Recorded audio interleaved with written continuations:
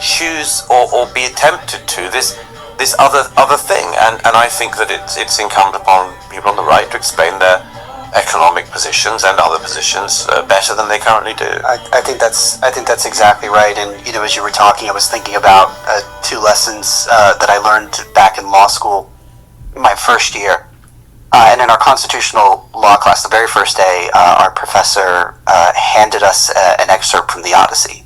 He said, "Go home and read this, and then we'll talk about it during the next class." And it was... Douglas is making a point that the right genuinely dropped the ball on explaining why capitalism works, especially after 2008, when the banks collapsed and wages stagnated for nearly 2 decades. If you cannot explain your own economic system to people who are living inside it and struggling, then you are handing a megaphone to the people who want to blow the whole thing up. The part of the story where Odysseus and his crew are sailing past the island of the Siren Song, and he wants to hear the song, right? Because he's curious, but he also knows that it would deviate them from his course, so he instructs his men to tie him to the mast and to fill their own ears with beeswax so that they don't hear the song and they can get home. And we came back and we talked about why on earth would a constitutional law professor give you this to read? And of course it's an analogy, right? It's a metaphor for what order is supposed to do, right? We have determined that there is a path to get us home, and we understand that there are all these potential deviations, and we need restrictions, we need restraints on liberty in order to keep us on a course. Yes, I wrote something on exactly that passage actually recently after reading Daniel Mendelssohn's fantastic new translation of the Odyssey, which came out last year. I actually wrote an essay partly on this because that famous episode with the sirens, where, of course, if you remember, among other things, Odysseus has to urge his men to tie him tighter to mast, and to not listen to him no matter what he said. Yes, but one of the things that fascinated me about this was the siren song itself. It's not the case that the sirens are simply singing a very beautiful song, and it's not the case that they're, I don't know, like the Rhine maidens in the Ring of the Nibelung for Wagner. It's a very specific song they sing, and it's only 8 or 9 lines, but if you remember, the main thrust of the song, after the sort of throat clearing of calls to him and I think appeals about their own beauty, is that they say to Odysseus, "We know what you went through at Troy." The Odysseus story is one of the most underrated arguments for constitutional order ever put into a classroom. You tie yourself to the mast, not because you are weak, but because you are wise enough to know that in a weaker moment you will wreck everything you built. That is exactly what Western legal constraints are. And the people screaming about reimagining them are the sirens. I think there the poet is telling us something even deeper, which is that the thing that could pull Odysseus off his course is the perpetual human desire to be heard, understood, sympathized with, appreciated, and much more. It's a form of, it's an even more tempting cry the sirens have than I think we realize. And I think there's a lesson in that as well, which is that this desire to be understood completely is itself something that can bring you onto the rocks. But it's a very deep desire, that, and you might say it's a form of one of the ultimate forms of the feminine, and what's more, with the feminization of politics and much more, and we talk a much more feminine language in politics for good and ill. But then you have to know what if the masculine elements of politics, where they can go wrong. Right. You have to know where the feminine elements can go wrong as well. And the sirens give us a very good example of where one of the feminine qualities can go wrong, which is this thing that you can be completely go completely aground because somebody is promising to hear you utterly. And what do we see in many of the social movement, we hear things like, I hear you. The truth. You are seen. You hear that a lot? I do. I see you. Right. You are seen. You are not. Again, this has a good aspect to it. Douglas is pointing out that the sirens don't just sing a pretty song, they promise Odysseus that he will finally be understood, and that is the deeper trap. When you look at modern progressive politics, the entire pitch is exactly that. You are seen, you are heard, your truth is valid, and it is all designed to pull you off course while making you feel righteous about it. But it also has a very, very negative one. And the negative extreme, which Odysseus almost experiences, that he certainly hears, is, I think the poet is telling us, is an example of that feminine going very, very badly wrong. Yeah. No, I think it's a brilliant insight. And I'm sitting here listening to our own conversation. Well, here we are talking about Odysseus, and it just made me want to ask you, because you are someone who is incredibly learned, very deeply thoughtful in how you approach your work. And yet your work can be found not just in leather-bound volumes, in mahogany libraries, in these beautiful environments, right? But you write for publications like the New York Post, for example. And I've always found your writing incredibly accessible, straightforward, which is not to say that you've ever dumbed anything down. But I think it'd be interesting for our audience to just hear a little bit about how you think about the way that you do your work, at the audiences that you reach out to, and the publications that you work with, and sort of. Well, I think, I don't know if this works for all writers, but for me, it's always been a great pleasure in my life to be promiscuous as a writer. To write as widely and for as wide an audience as I can. And I've always wanted to do that. And I suppose there's lots of reasons for that. But I remember at the very start of my career, a great friend of mine who's a journalist said to me, you should never say no if a tabloid asks you to write for them. Interesting. And the reason he said was, and I was starting out at this time, he said, you'll learn if you manage to do it. Douglas Murray writes for the New York Post, and the people who sniff at that are the exact same people who have never actually convinced anyone of anything. Writing clearly for a mass audience is not dumbing down. It is the hardest intellectual discipline there is. Can you take something genuinely complicated and make an ordinary person understand it without losing a single thread of the argument? You will learn the skill of never being able to waste a word. Now, there's nothing true. It's a really interesting thing for a writer, because if anyone were writing for certain publications, you might find yourself saying something like, it is not to an inconsiderable extent to which we find ourselves in the position unpertaining to the blah, blah, blah. Right. And you're not saying anything. Correct. But it sounds good. Yeah, it reads horribly, but yeah, it can make people sound clever, and actually, I think a much greater skill as a writer is to be able to write clearly. Mm-hmm. And that's what all of my heroes in the English-speaking tradition have advocated, most obviously Orwell in Why I Write. That is to communicate an idea as clearly as possible. And that, of course, is the opposite of what a lot of academia has become, which is to take really quite banal or unimportant thoughts and make them sound incredibly complicated. I think much the hardest challenge that any of us have as writers is to take, complicated ideas and try to distill them. And that's not just a duty but a pleasure. So I regard writing for the most mass circulation things, publications and others, in a way to be the most important task and the most challenging and the most enjoyable in a way. You sometimes meet people, journalists and others, who look down on I get a lot of that now. I'll post a piece of mine from the Post, and someone will say, "Oh, it's the Post," you know.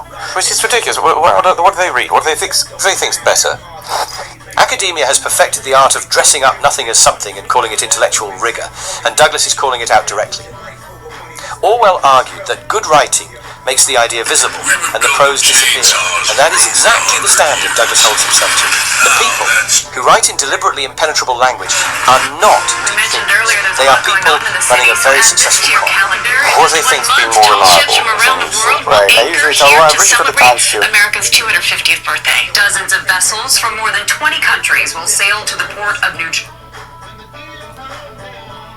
The art of dressing up nothing as something and calling it intellectual rigour, and Douglas is calling it out directly.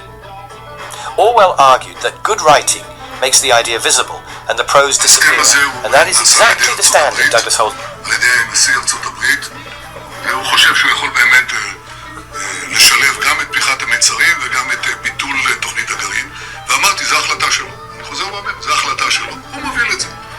ואני כמובן הבעתי את דעתי בשיחות שונות.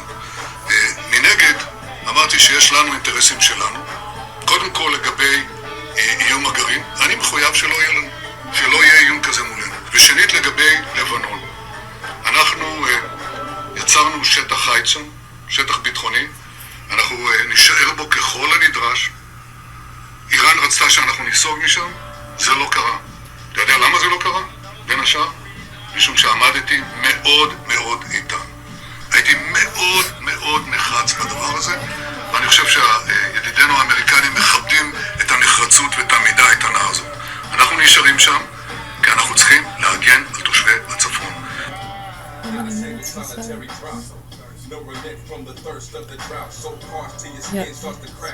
ההסכם הזה הוא נעשה. A minute and 2 seconds. How's that? A minute and 2 seconds. No, there's nothing special about a minute and 2 seconds. The fact that he condensed all that information and just laid it out, like the whole kit and caboodle, in a minute and 2 seconds. Did you hear that? Are you listening?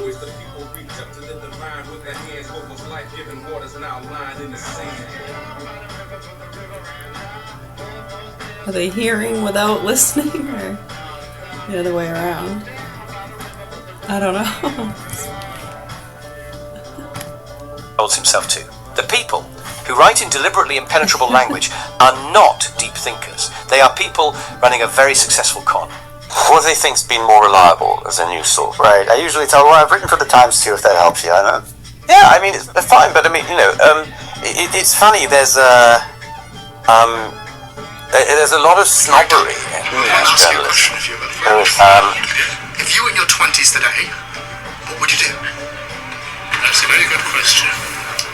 If I were young again, I would take a job that pays well. Because I became a teacher when I was young. And I got so fed up of being hard on, poor, all the time. So did you continue to do teaching, or did you eventually move out of it to a backbench job? And I moved out of it to do something else, something fairly unusual. I became a monk. You became a monk? A monk in an enclosed contemplative order. I went in and stayed in for 28 years without leaving. And that's what I did. You were in there for 28 years? I was a monk for nearly 30 years, yes. Wow, what caused that change? Well, the fact of the matter is, as I started my teaching job, I did it because I needed money coming in. But I found, as the years went by, I found less and less satisfaction in it until I couldn't find any satisfaction at all. And what that does, it starts you off really seriously looking for what's important. So I realised it was in fact a monastic calling, so I became a monk. What turned you towards that in particular? Increasing dissatisfaction with everything I tried to do in the world, and a very strong impulse that there is something to find in life, and yet I had no idea where it was. And then suddenly it all fell into place and it seemed obvious.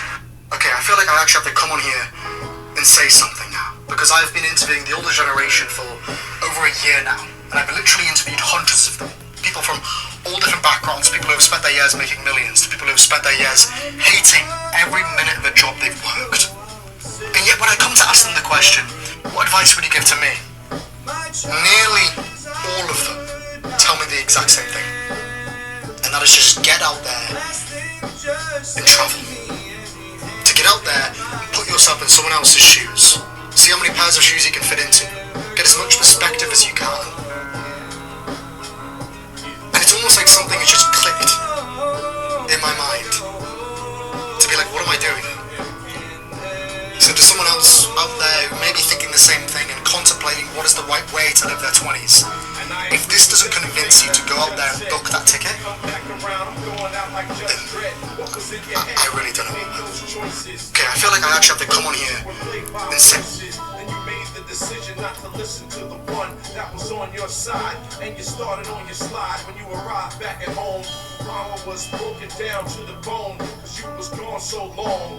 Thought you got killed in the game you got caught up in. She loved having you back and you brought her nothing. Gave you a second chance strictly for her sake. Warned you if you got caught in some mess that her heart will break. And I take that pain out on your Sparkle costs less and is just right. Just when I thought you had switched what you're about, and then suddenly it all fell into place and it seemed obvious. Become a monk.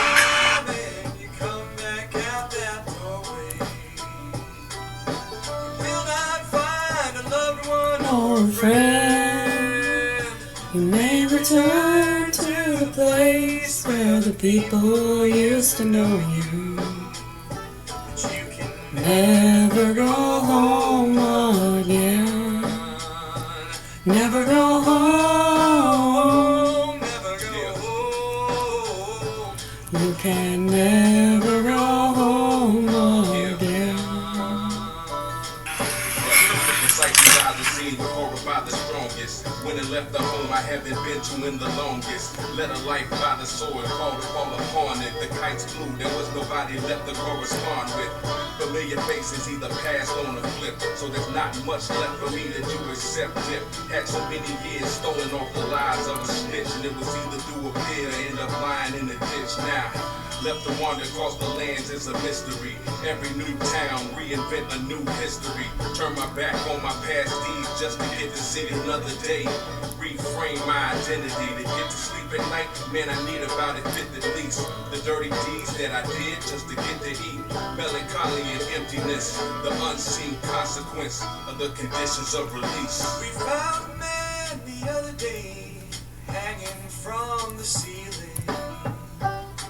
His sentence Was almost at an end, and there on his bed was a note so sad and simple. You can never go home again. 57 degrees, 4:03 a.m., 16th of June, 2026.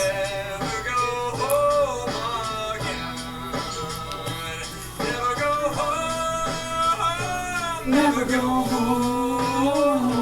You can never go home again.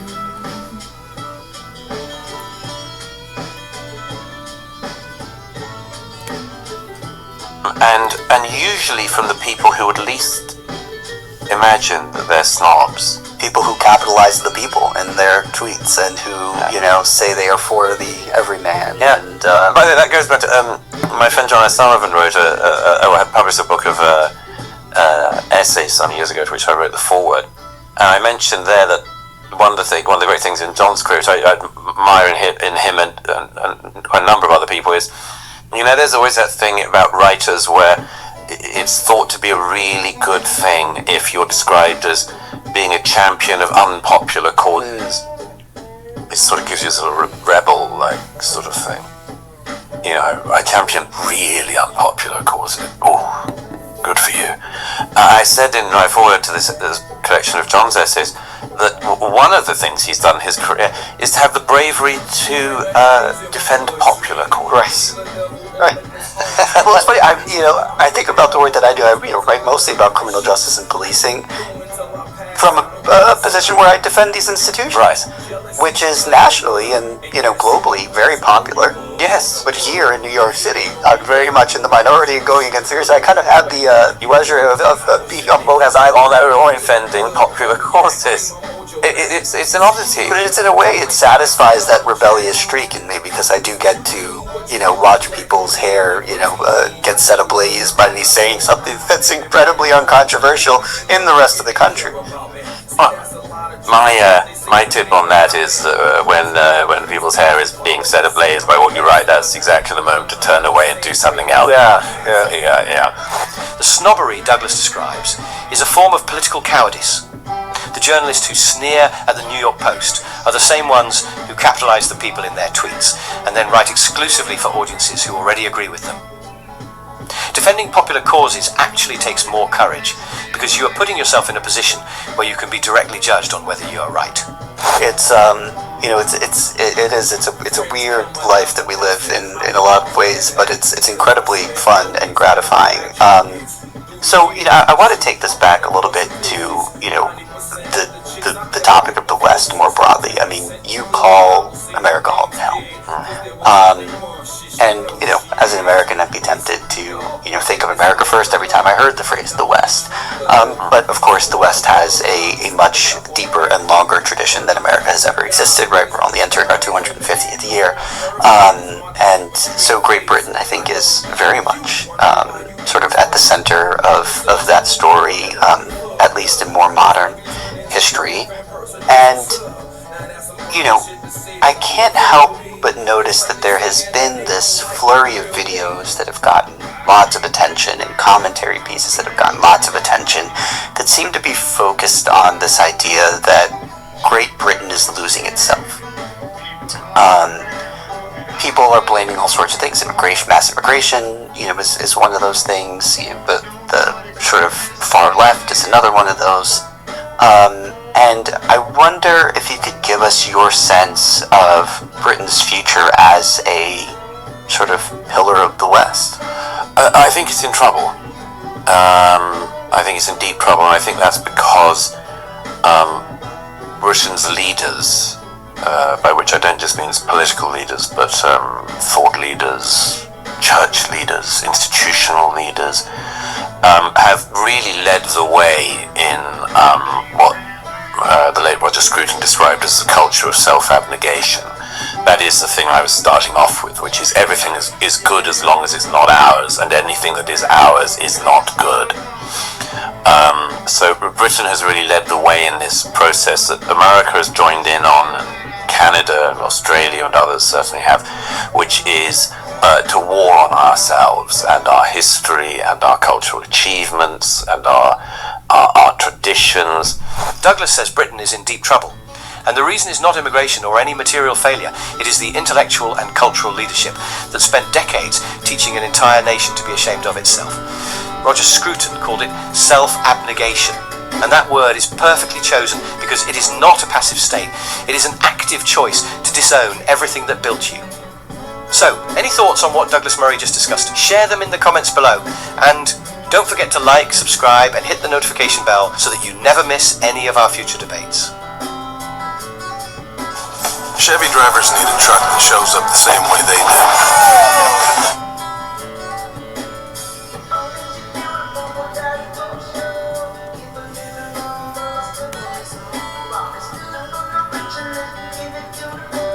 Telling everybody it don't matter anymore.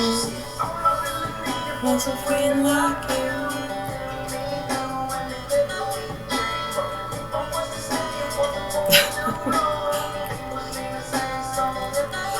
Is that Randall Carlson? I'll listen to him. How do you know that? So what you're saying to me, though, is I've been a Mason for 30 years. I've climbed up to the 32nd degree.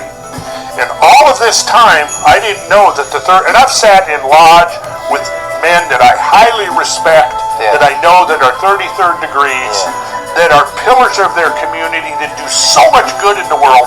But somehow I've gotten up to the 32nd degree, and I don't know that really this 33rd degree is this evil cabal. But you who's challenged me, who don't know nothing thing about it, the history of it. You read some bullshit online, and now you think you know, and so you're going to tell me, that it's a secret, that I don't know that the 33rd is actually this evil cabal.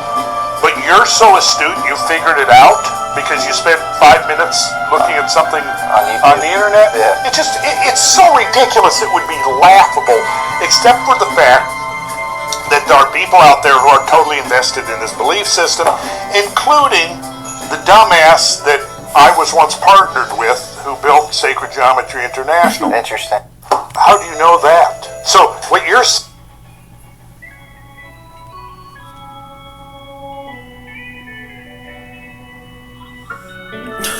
He still hasn't got his joke.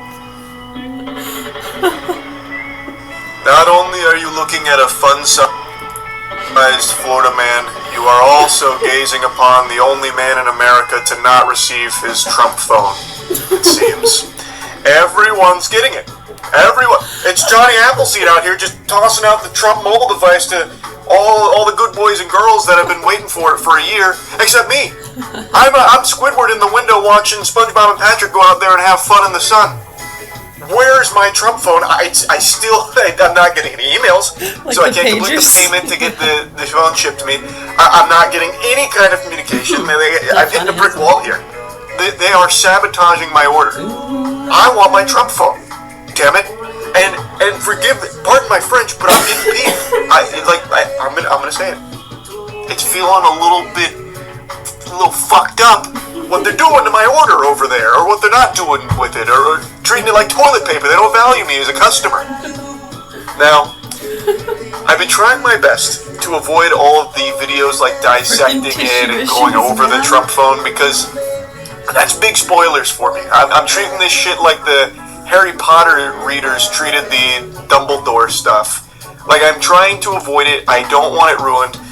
But I did see an irresistible coverage of it that I started watching, but I refused to complete because I still want to get that experience fresh when it eventually lands in my paws.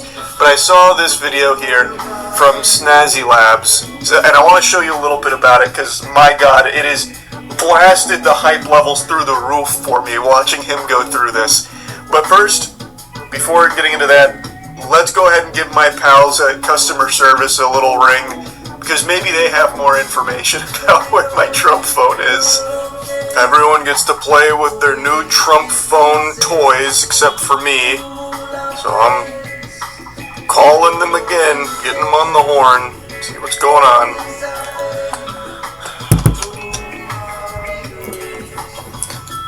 Press 1 to open a new Trump please. mobile account. Otherwise, press 2 for support with an existing Trump mobile account. That's 2. It's all.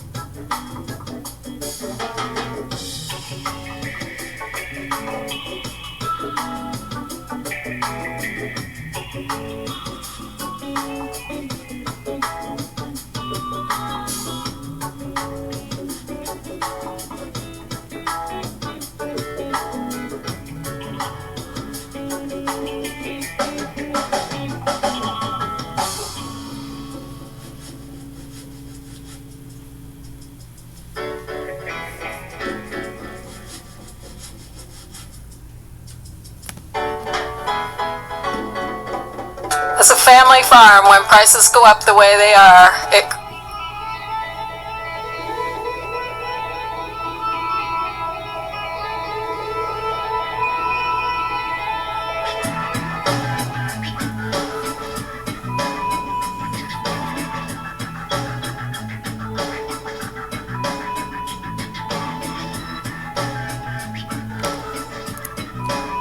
What's up, guys? Welcome back to Canceling and Carol. It's been a while. I've missed you. We're going to get straight into it because Eric Trump just got caught on his dad's birthday in one of the funniest and most embarrassing scandals we've seen in quite some time. All surrounding UFC 250.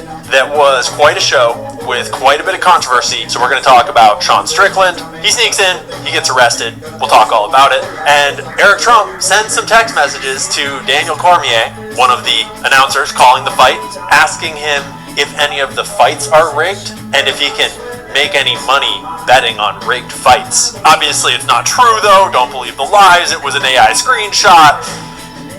We'll get all into it. It's pretty awkward. Conspiracy theories are entering a dangerous zone. Is the oxygen of the democracy. There's so much evidence out there that even if less than 1% is true, that would be enough to collapse the current paradigm and change the whole planet.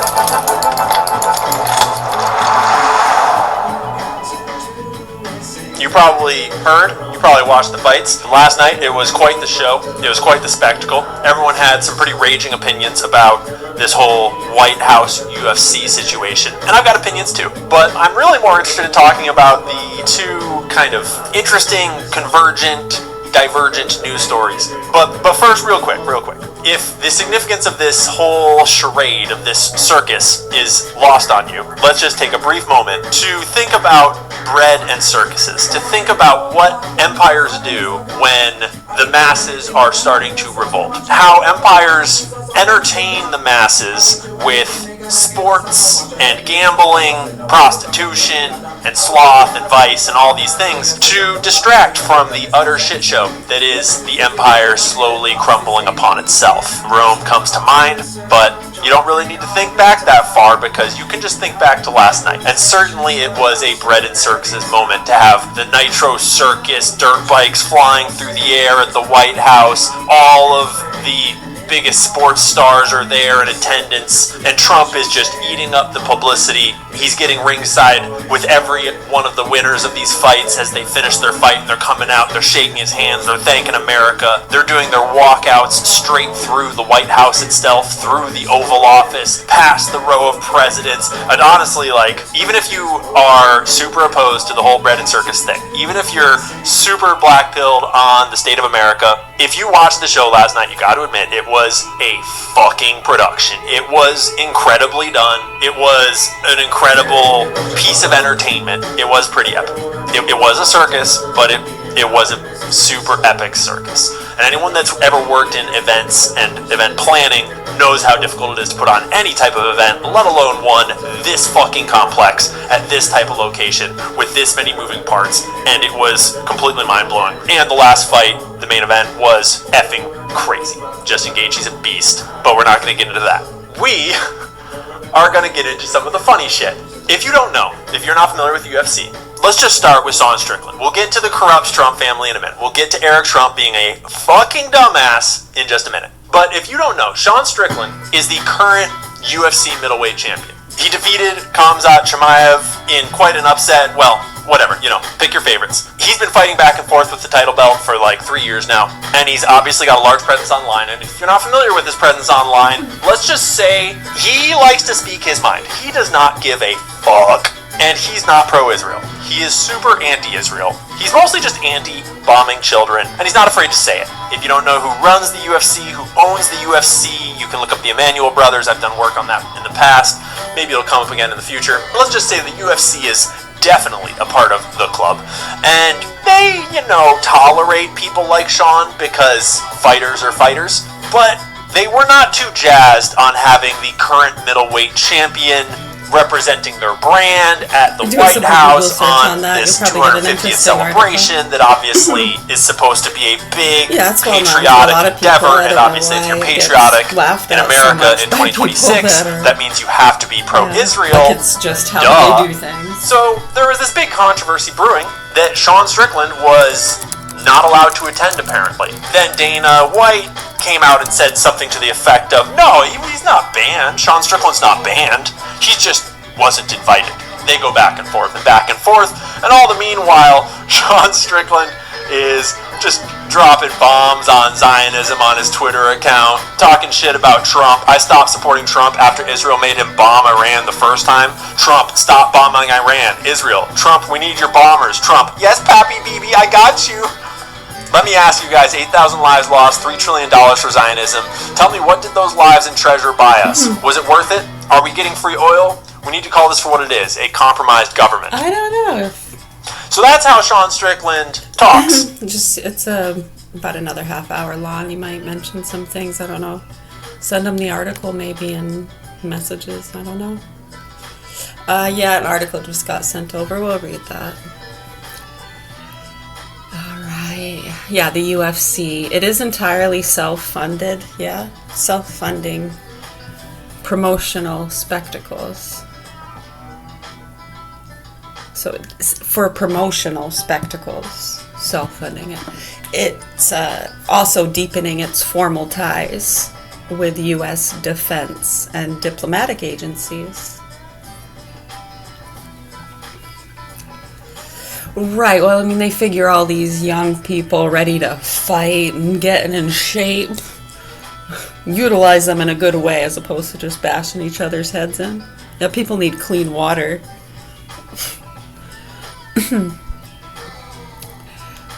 So let's see, they're talking about the White House. Yeah, UFC Freedom 250 event held on the White House South Lawn in June 2026. The spectacle cost upwards of $60 million, which was completely funded by the UFC and its parent company, TKO Group Holdings, rather than utilizing taxpayer dollars.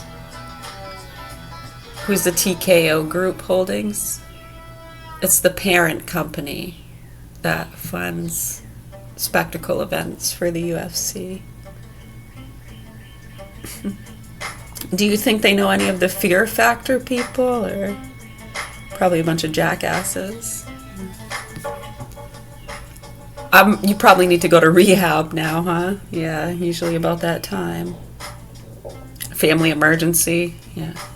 You got cancer, I know. How can we bother you with any of that?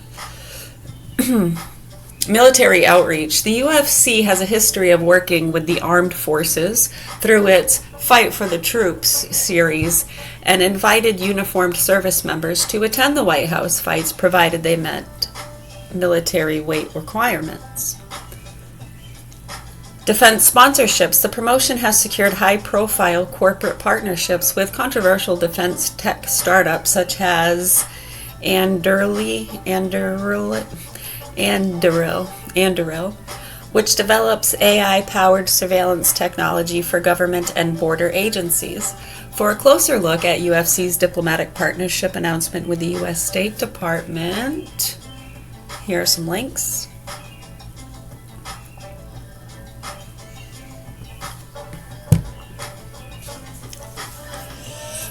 What came before?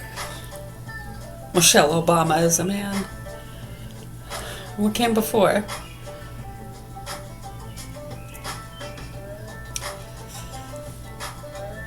Right, because you know how, too, a lot of those fights are staged, obviously. They're fake. Some are real. You know, again, these are professionals. They train for movies. Look at movies like Fight Club and other movies where, I mean, they make it look real, yeah? Gosh.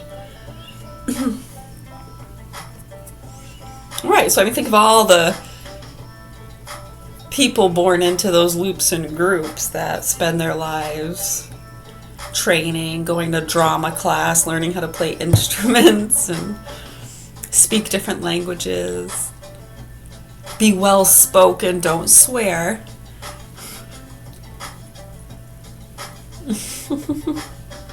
Don't talk about politics or religion. That's funny.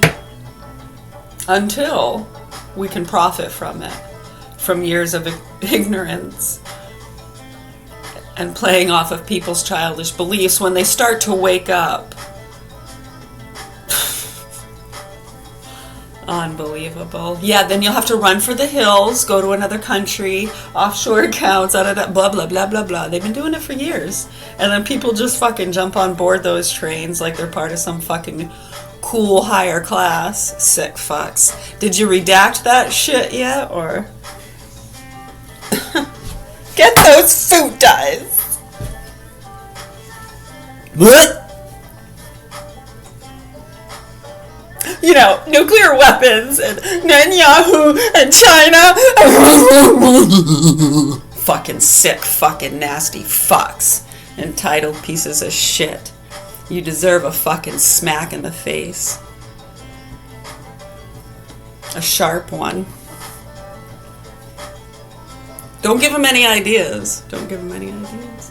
I don't remember that. The razor blade smacks. You still got your scar? Wear it proudly. Thank goodness for those lasers, huh? Can hardly see it.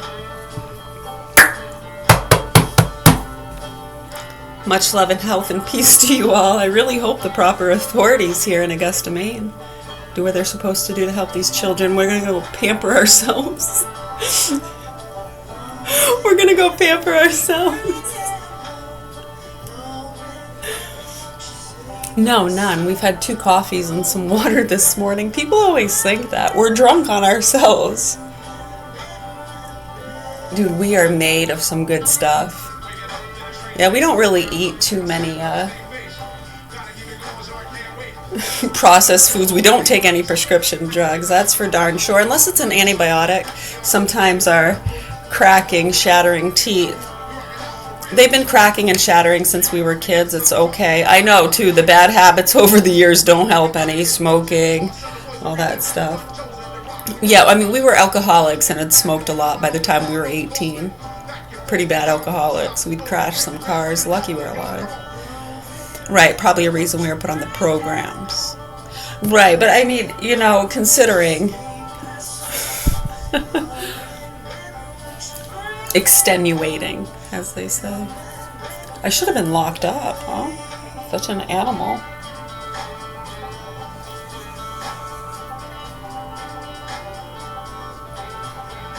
I got locked up a few times.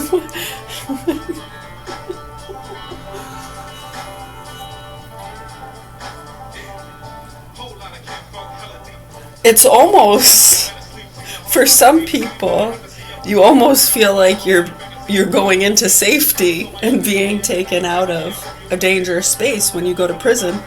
You hear this a lot with people. Some people, you know. They want to go to jail or be locked up at a mental institution. Nice fucking bulletproof glass there, huh? Psychos walking around with steel toe boots. So fucked. Hey, Northern Lights, you people are fucked. Most of those workers have probably gone on to other things, huh? Yeah, they know what they did. Right, Dr. Patel? Hey, Dr. Patel. You want to tell them what they're doing? It's not right, is it? You know it's not fucking right. I'd speak the fuck up if I were you. Dr. Patel, connected to Northern Lights up in Bangor. I'd speak the fuck up if I were you and start telling people how they're targeting these innocent people and non-vaxxers and over-medicating people. Are you busy? Or are you busy with the electric shock and ketamine therapy down in the basement? Dude, some of these people were coming back up from that fucking treatment not knowing if they were eating crackers or cardboard with their pants down around their fucking knees. Real cute. Real fucking cute. What's that about the Red Cross? What? Remember that military guy? He was coming in telling us about the accidental bombings. You didn't see the big Red Cross? No, they didn't have it on there. Was it on your radar? I don't know. What happened? Why were they targeted? None of mine, never mind, just for people to take it with a grain of salt. Anyways, yeah, remember that military guy? He was telling us they accidentally bombed a Red Cross facility. All the immigrants and military people, some died, some were running into the woods. They didn't speak English. Try to clean that fucking mess up, huh? What? What did you say? Blue whale what? How old was that kid? He's like 19, 20 years old. Son of a cop. He was a son of a cop. Said he wanted to kill his sister. I know, I was looking at him because we were sitting up by the big picture window there under the camera in the rocking chairs. And he's telling me he wanted to kill his sister. I was like, you probably shouldn't say that.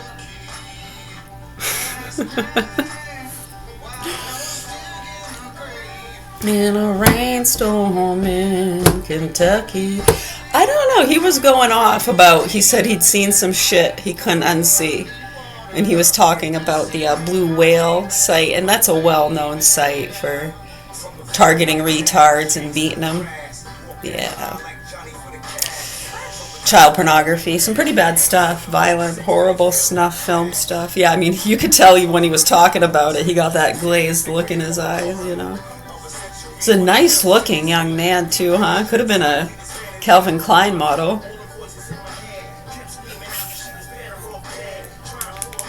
Oh, that guy Joseph, yeah, he was a little older. He was the one, he was left outside in the cold by some punks and sluts. He got one pregnant, and then after she got pregnant, they threw him out in a fucking snowbank in the cold, called the cops, because some crazy guy won't leave us alone.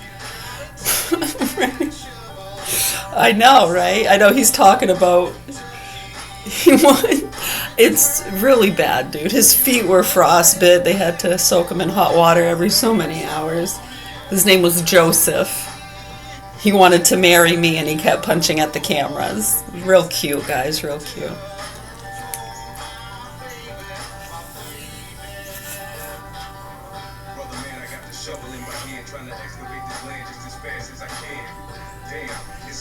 Yeah, remember that one, too? He kept nodding off in the chair.